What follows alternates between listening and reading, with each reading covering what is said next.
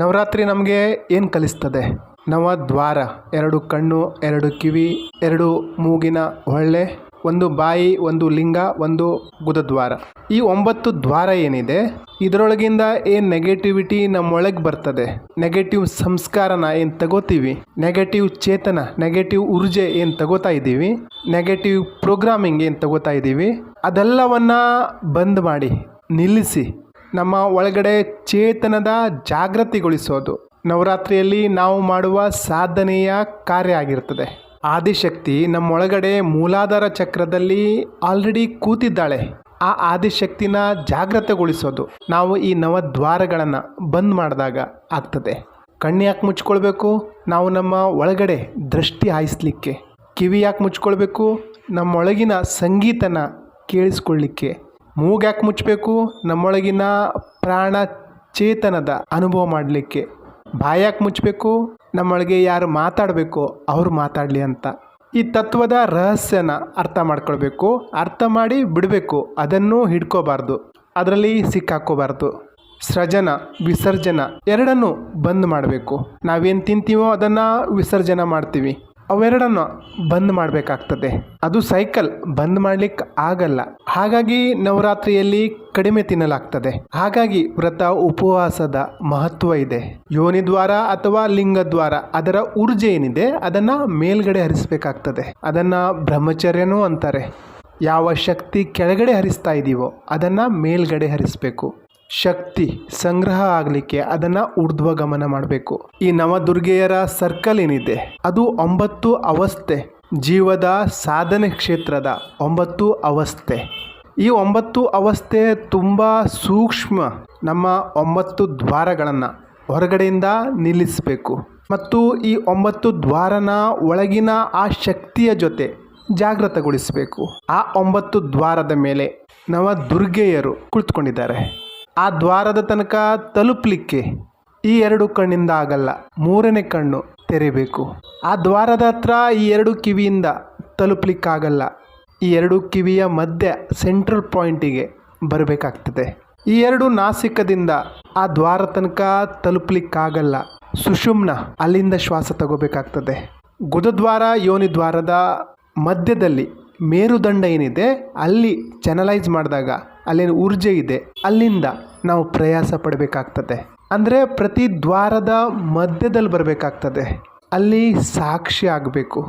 ಸಾಕ್ಷಿ ಆಗ್ತಾ ಆಗ್ತಾ ಯಾರು ನೋಡ್ತಾ ಇದ್ದಾರೆ ಅದನ್ನು ಬಿಡಬೇಕಾಗ್ತದೆ, ಯಾರು ಕೇಳ್ತಾ ಇದ್ದಾರೆ ಅದನ್ನು ಬಿಡಬೇಕು, ಯಾರು ಮಾತಾಡ್ತಾ ಇದ್ದಾರೆ ಅದನ್ನೂ ಬಿಡಬೇಕಾಗ್ತದೆ. ನಾವು ಆತ್ಮಶಕ್ತಿನ ಜಾಗೃತಗೊಳಿಸಬೇಕು, ಮನಸ್ಸಿನ ಶಕ್ತಿ ಅಲ್ಲ. ಮನಸ್ಸಿನಿಂದ ಈ ನವದ್ವಾರ ನಡೀತಾ ಇದೆ. ಈ ಮನಸ್ಸನ್ನು ಕಂಟ್ರೋಲ್ ಮಾಡಲಿಕ್ಕೆ ನವರಾತ್ರಿ ಆಚರಿಸಲಾಗ್ತದೆ. ಈಶ್ವರ ನಮಗೆ ಸಾಧನೆ ಮಾಡಲಿಕ್ಕೆ ಅವಕಾಶ ಕೊಡ್ತಾನೆ. ಆದರೆ ನಾವು ಆ ಅವಕಾಶನ ಸರಿಯಾಗಿ ಉಪಯೋಗಿಸಿಕೊಳ್ತೀವ?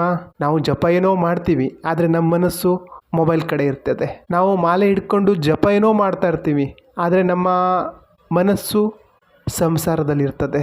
ಆ ಸಾಧನೆ ನಾವು ಎಷ್ಟು ಅರ್ಥ ಮಾಡ್ಕೊಳ್ತೀವಿ ಅನ್ನೋದು ಮಹತ್ವದ್ದು. ಯಾವುದನ್ನು ನಾವು ನಿಲ್ಲಿಸಬೇಕು ಅದನ್ನು ಅರ್ಥ ಮಾಡ್ಕೊಳ್ಬೇಕಾಗ್ತದೆ. ಆವಾಗಲೇ ನಮ್ಮ ಪ್ರಗತಿ ಆಗ್ಲಿಕ್ಕೆ ಸಾಧ್ಯ. ಮಧ್ಯದಲ್ಲಿ ಬಂದಾಗಲೇ ನಾವು ಆ ಸಾಧನೆನ ಸಿಂಚನ ಮಾಡಲಿಕ್ಕೆ ಸಾಧ್ಯ. ಸಾಧನೆಯೊಳಗೆ ಇಳಿಯುವ ಮುನ್ನ ನಾವು ಆ ನವಶಕ್ತಿನ ಅರ್ಥ ಮಾಡ್ಕೊಂಡಿರಬೇಕು. ಯಾವ ನವದುರ್ಗೆಯರ ಆರಾಧನೆ ನಾವು ಮಂತ್ರದಿಂದ ಮಾಡ್ತಾ ಇದ್ದೀವೋ, ಯಂತ್ರದಿಂದ ಮಾಡ್ತಾ ಇದ್ದೀವೋ, ಅಥವಾ ಫೋಟೋ ಇಟ್ಕೊಂಡೇನು ಮಾಡ್ತಾ ಇದ್ದೀವೋ, ಮೊದಲು ಆ ನವದುರ್ಗೆಯರಂದರೆ ಏನು ಅನ್ನೋದನ್ನು ಅರ್ಥ ಮಾಡ್ಕೊಂಡಿರಬೇಕು. ಪ್ರಥಮ ಶೈಲಪುತ್ರಿ, ದ್ವಿತೀಯ ಬ್ರಹ್ಮಚಾರಿಣಿ, ತೃತೀಯ ಚಂದ್ರಘಂಟ. ಯಾವಾಗ ಸಾಧಕ ಈ ದೇವಿ ತತ್ವನ ಪೂರ್ಣ ರೂಪದಲ್ಲಿ ಅರಿತುಕೊಂಡಾಗಲೇ ಸಾಧಕ ದೇವಿ ತತ್ವದ ಅವಸ್ಥೆನ ಪ್ರಾಪ್ತಿ ಮಾಡ್ಕೊಳ್ಬಲ್ಲ. ಸಿದ್ಧಿದಾತ್ರಿಯ ಕಡೆಗಿನ ಯಾತ್ರೆ ಇದು. ಈ ಸಿದ್ಧಿದಾತ್ರಿಯ ಮಧ್ಯದಲ್ಲಿ ಏನೆಲ್ಲ ಬರ್ತದೋ ಅವೆಲ್ಲವನ್ನು ನಾವೇ ಪಾರು ಮಾಡಬೇಕಾಗ್ತದೆ. ಶೈಲಪುತ್ರಿಯಿಂದ ಪ್ರಾರಂಭ ಆಗ್ತದೆ. ಶೈಲಪುತ್ರಿ ಯಾರು? ಪರ್ವತರಾಜ ಹಿಮಾಲಯನ ಪುತ್ರಿ ಪಾರ್ವತಿ. ಪಾರ್ವತಿ ಯಾರು? ಪಾರ್ವತಿ ಯಾರು ಅಂದರೆ ಪರಿಶ್ರಮದಿಂದ ಶಿವತ್ವನ ಪ್ರಾಪ್ತಿ ಮಾಡಿಕೊಂಡಿರುವಂಥವಳು. ಪಾರ್ವತಿ ಯಾವ ರೀತಿ ಅಂದರೆ ತನ್ನ ಪರಿಶ್ರಮದಿಂದ ಶಿವನ ಪ್ರಾಪ್ತಿ ಮಾಡಿಕೊಂಡಿರುವಂಥವಳು. ಒಂದು ಕಡೆ ಶಿವನನ್ನು ಪ್ರಾಪ್ತಿ ಮಾಡಿಕೊಂಡಿರುವಂತಹ ಸತಿ ಆಕರ್ಷಣೆಯಿಂದ ಶಿವನನ್ನು ಪ್ರಾಪ್ತಿ ಮಾಡಿಕೊಂಡಳು. ಆದರೆ ಅಹಂಕಾರ ಅಳಿಯಲಿಲ್ಲ. ಅಲ್ಲಿ ಶಿವ ಆಜ್ಞೆಯ ಉಲ್ಲಂಘನೆ ಆಯಿತು. ಆದಿಶಕ್ತಿಯೂ ಸಹ ತನ್ನ ಕ್ಷೇತ್ರದ ಒಳಗೆ ತಮ್ಮ ಶಕ್ತಿನ ಗುರುತಿಸಲಿಲ್ಲ. ಮನಸ್ಸಿನ ಆವೇಗಕ್ಕೆ ಬಂದು ಸಾಂಸಾರಿಕ ಅಭಾವದ ಕಾರಣ, ಪ್ರಭಾವದ ಕಾರಣ ಶಿವ ಆಜ್ಞೆ ಪಾಲಿಸದೆ ತಮ್ಮ ಶರೀರನ ಭಸ್ಮ ಮಾಡಿಕೊಂಡರು. ಇದರ ಇನ್ನೊಂದು ಅರ್ಥ ಹೀಗೂ ಆಗುತ್ತೆ. ಮೂಲ ಅಥರ್ವ ಶಕ್ತಿ ಏನಿದೆ ಅದನ್ನು ಜ್ಞಾನ ಅಂತೀವಿ, ಶಿವ ಅಂತೀವಿ. ಆ ಶಿವನನ್ನು ಅರಿಯೋದು ನಮಗೆ ಈಸಿಯಾಗಿ ಜ್ಞಾನ ಸಿಕ್ಬಿಟ್ರೆ, ಈಸಿಯಾಗಿ ಅನುಭವ ಆದರೆ ಅದನ್ನು ನಮ್ಮ ಕೈಯಲ್ಲಿ ಜೀರ್ಣಿಸ್ಕೊಳ್ಳಿಕ್ಕಾಗಲ್ಲ. ನಾವು ನಮ್ಮ ಮನಸ್ಸಿನ ಅಲ್ಲೋಲ ಕಲ್ಲೋಲದಲ್ಲೇ ಮುಳುಗೋಗ್ಬಿಡ್ತೀವಿ. ಅಲ್ಲಿ ನಮ್ಮ ಶಿವ, ನಮ್ಮ ಗುರು ಏನೂ ಮಾಡಲಿಕ್ಕಾಗಲ್ಲ. ಶಕ್ತಿ ಆಗೋದು, ಶಕ್ತಿಯನ್ನು ಹಿಡಿದಿಟ್ಟುಕೊಳ್ಳೋದು ಅದು ಎರಡೂ ನಮ್ಮ ಕೈಯಲ್ಲೇ ಇರ್ತದೆ. ಸತಿ ಮಹಾದೇವನ ಪತ್ನಿಯಾದಳು. ಆದರೆ ಯಾವುದೇ ಶಾಸ್ತ್ರದಲ್ಲಿ ಶಿವ ಸತಿ ಸಂವಾದ ಇಲ್ಲ. ಶಿವ ಪಾರ್ವತಿ ಸಂವಾದ ಇದೆ. ಸತಿಯ ಊರ್ಜೆ ಏನಿದೆ ಅದು ನಿಸ್ಸಂದೇಹವಾಗಿ ಪರಮಚೇತನದಿಂದನೇ ಬಂದಿರೋದು. ಆದರೆ ಅದರೊಳಗೆ ದೋಷ ಇತ್ತು, ಅದರೊಳಗೆ ಅಹಂ ಇತ್ತು, ಮಮತ್ವ ಇತ್ತು, ಅದರೊಳಗೆ ನಾನು ನನ್ನದು ಅನ್ನೋದಿತ್ತು. ಆವಾಗ ಜ್ಞಾನ ಮರೆಯಾಯಿತು. ಎಲ್ಲಿ ನಾನು ನನ್ನದು ಅನ್ನೋದು ಬರ್ತದೋ ಅಲ್ಲಿ ಜ್ಞಾನ ಮರೆಯಾಗ್ತದೆ, ಅಲ್ಲಿ ಸಂವಾದ ಆಗಲ್ಲ. ಅಲ್ಲಿ ಪರಮಾತ್ಮ ತನ್ನ ಕ್ರಿಯಾಶೀಲತೆ ಗತಿಶೀಲನ ನಿಲ್ಲಿಸಿ ಬಿಡ್ತಾರೆ. ನಿಮಗೇನಾದರೂ ಸುಲಭವಾಗಿ ಜ್ಞಾನ ಸಿಕ್ಕಿದ್ರೆ ನೀವು ಪಾರ್ವತಿ ಥರ ವ್ಯವಹಾರ ಮಾಡಬೇಕು, ಸತಿ ಥರ ಅಲ್ಲ. ಸತಿ ಥರ ವ್ಯವಹಾರ ಮಾಡಿದ್ರೆ ನೀವು ನಿಮ್ಮನ್ನೇ ಭಸ್ಮ ಮಾಡಿಕೊಳ್ಬೇಕಾಗ್ತದೆ. ಸತಿಯಿಂದ ನವದುರ್ಗೆ ಪ್ರಕಟ ಆಗಿಲ್ಲ, ಸತಿಯಿಂದ ದಶಮಹಾವಿದ್ಯೆ ಪ್ರಕಟ ಆಗಿಲ್ಲ. ಸತಿ ದೇಹತ್ಯಾಗ ಮಾಡಿದಾಗ ಶಿವನ 10 ದಿಕ್ಕುಗಳಲ್ಲಿ ಕಾಸ್ಮಿಕ್ ಎನರ್ಜಿ ರೂಪದಲ್ಲಿ ಪ್ರಕಟ ಆಯಿತು. ಆದರೆ ಆ ಊರ್ಜೆ ಒಂದು ಪಾಯಿಂಟಲ್ಲಿ ಅಲೈನ್ ಆಗಿರಲಿಲ್ಲ, ಶಿವತತ್ವದ ಕಡೆ ಅಲೈನ್ ಆಗಿರಲಿಲ್ಲ. ಸತಿ ಅಂದರೆ ಗುಣ, ಸತಿ ಅಂದರೆ ಶಕ್ತಿ.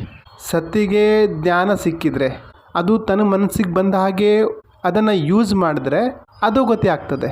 ಹಾಗಾಗಿ ಶಿವನ ಅಗತ್ಯ ಇದೆ. ಹಾಗಾಗಿ ನಾವು ಗುರುವಿನ ಮಾತು ಕೇಳಬೇಕು. ನಮ್ಮೊಳಗೆ ಧ್ಯಾನ ಮಾಡುವ ಕ್ಷಮತೆ ಏನಿದೆ, ನಮ್ಮೊಳಗೆ ಧ್ಯಾನದ ಅವಸ್ಥೆ ಏನಿದೆ, ನಮ್ಮೊಳಗೆ ಆ ಚೇತನ ಏನಿದೆ ಅದು ಸತಿ. ಆ ಸತಿಗೆ, ಆ ಶಕ್ತಿಗೆ ಜ್ಞಾನ ಕೊಟ್ಟು ಪುನರ್ ಉತ್ಪತ್ತಿ ಮಾಡಿದಾಗ ಅದು ಪಾರ್ವತಿಯ ರೂಪ ತಾಳ್ತದೆ. ಹಾಗಾಗಿ ಪುರಾಣದಲ್ಲಿ ಸತಿನ ಪಾರ್ವತಿಯ ಮೊದಲ ಜನ್ಮ ಅಂತಾರೆ. ಅದೇ ರೀತಿ ನಮ್ಮ ಜನ್ಮ ಯಾವುದು, ಅದೇ ರೀತಿ ನಮ್ಮ ಮೊದಲ ಜನ್ಮ ಯಾವುದು, ನಾವು ಸಹ ಆತ್ಮನೇ. ಆದರೆ ನಾವು ನಮ್ಮ ಸ್ವರೂಪನ ಮರೆತುಬಿಟ್ಟು ಈ ಮನುಷ್ಯ ಜನ್ಮದಲ್ಲಿ ಬಂದಿದ್ದೀವಿ. ಇಲ್ಲಿಂದ ಸಾಧನೆ ಮಾಡಿ ನಾವು ನಮ್ಮ ಪಾರ್ವತಿ ತತ್ವನ ಪ್ರಕಟ ಮಾಡಬೇಕು.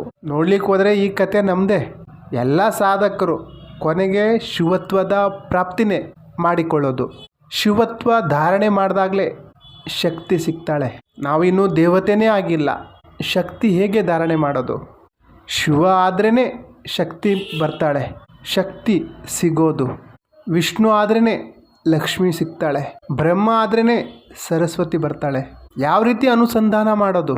ಹಾಗಾಗಿ ನಮಗೆ ಸಮರ್ಥ ಗುರು ಬೇಕು. ಮೊದಲನೇ ಜನ್ಮದಲ್ಲಿ ಸತಿಗೆ ಶಿವ ಅಂದರೆ ಜ್ಞಾನ ಆರಾಮಾಗಿ ಸಿಕ್ಬಿಡ್ತು. ಆದರೆ ಆ ಜ್ಞಾನ ಪಚಿಸಲಿಲ್ಲ. ಯಾಕಂದರೆ ಅದು ಸಿದ್ಧಿಯಿಂದ ಪ್ರಕಟ ಆಗಿರುವಂಥದ್ದಲ್ಲ, ಪರಿಶ್ರಮದಿಂದ ಪ್ರಕಟ ಆಗಿರುವಂಥದ್ದಲ್ಲ. ಹಾಗಾಗಿ ಸತಿ ಆ ಶಿವ ಆಜ್ಞೆಯ ಉಲ್ಲಂಘನೆ ಮಾಡಿದರು.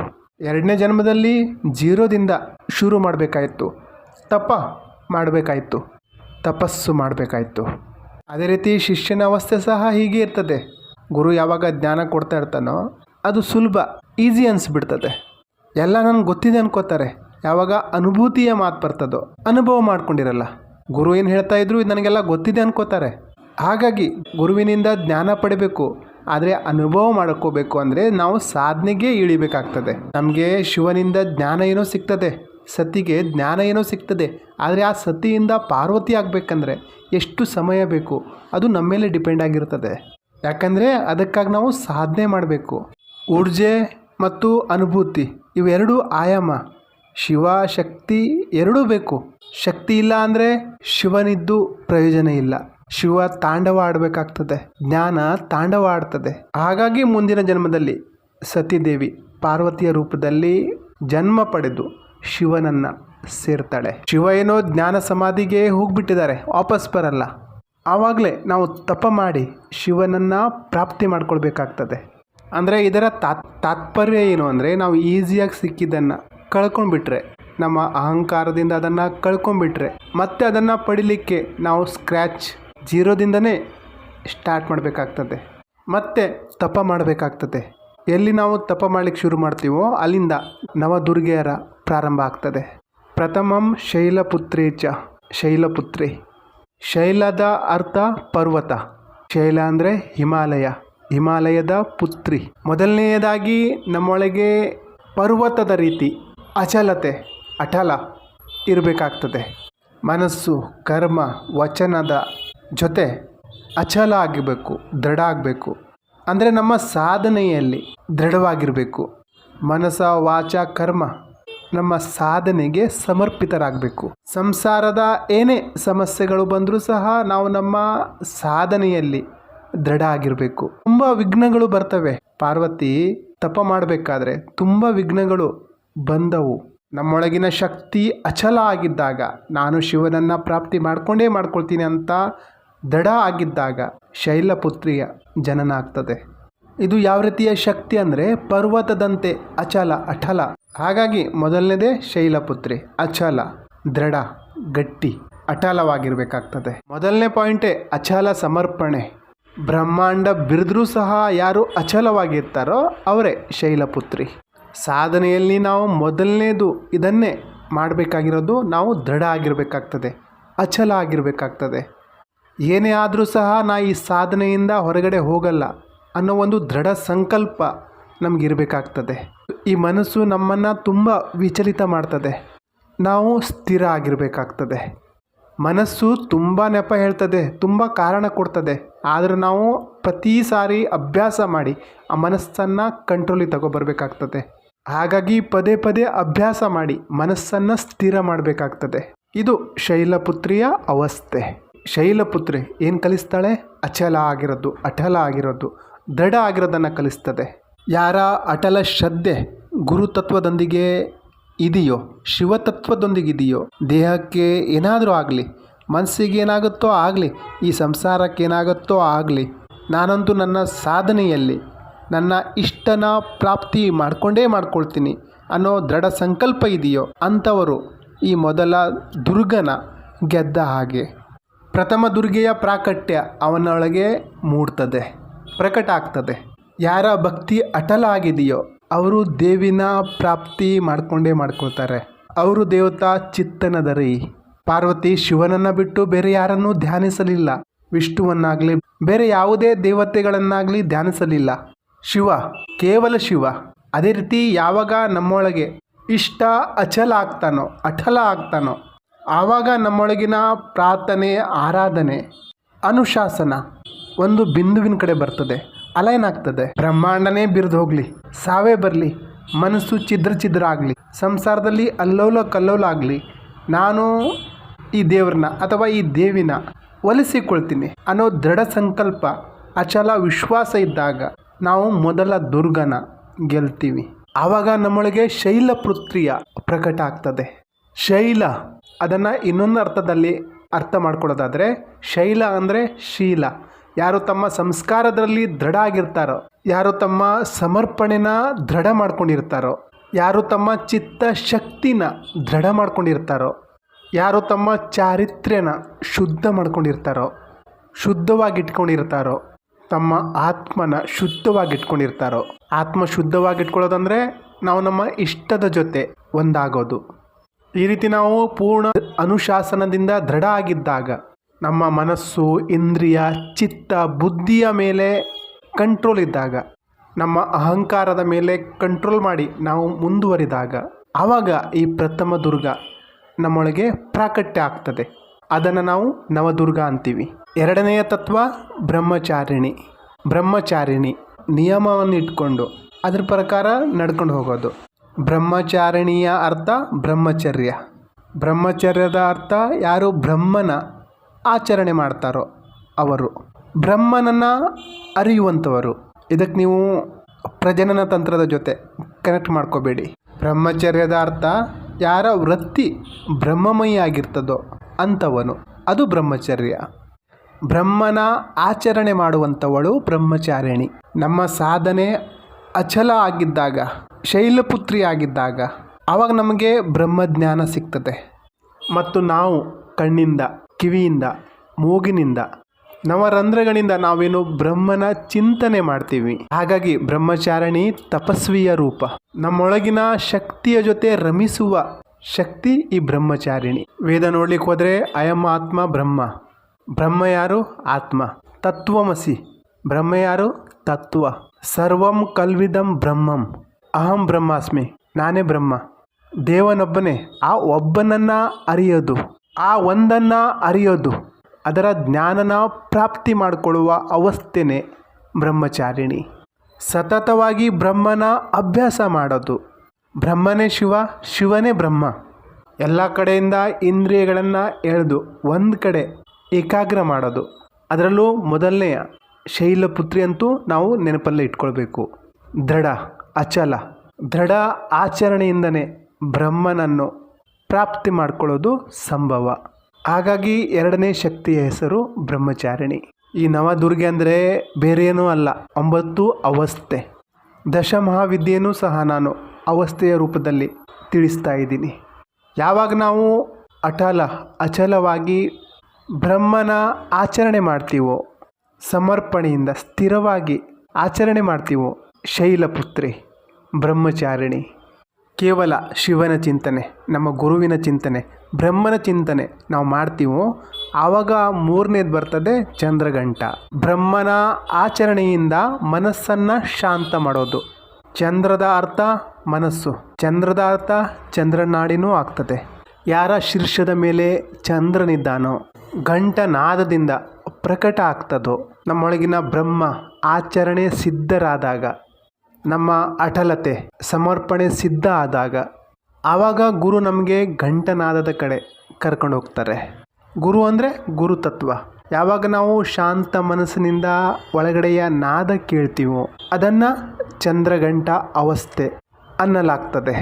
ಮೂಲಾಧಾರ, ಸ್ವಾಧಿಷ್ಠಾನ, ಮಣಿಪುರ, ಅಲ್ಲಿಂದ ಆ ನಾದ ಪ್ರಕಟ ಆಗ್ತದೆ. ಯಾವಾಗ ನಾವು ಅಚಲವಾಗಿ ಬ್ರಹ್ಮನ ಆಚರಣೆ ಮಾಡ್ತೀವೋ ಆವಾಗ 3ನೇ ಅವಸ್ಥೆ ಚಂದ್ರಘಂಟದ ಪ್ರಾಕಟ್ಯ ಆಗ್ತದೆ. ನವದುರ್ಗ ಅಂದರೆ ಜೀವ ಶಿವನನ್ನು ತಲುಪಲಿಕ್ಕೆ ಇರುವಂತಹ ಅವಸ್ಥೆ, ಮತ್ತೇನಲ್ಲ. ಇದೇ ನವದುರ್ಗ. ಈ ನವದುರ್ಗೆಯರು ಒಂದಾದಾಗ ಮಹಾಶಕ್ತಿಯ ಪ್ರಕಟ ಆಗ್ತದೆ. ಅದನ್ನೇ ದುರ್ಗಾ ಅಂತೀವಿ.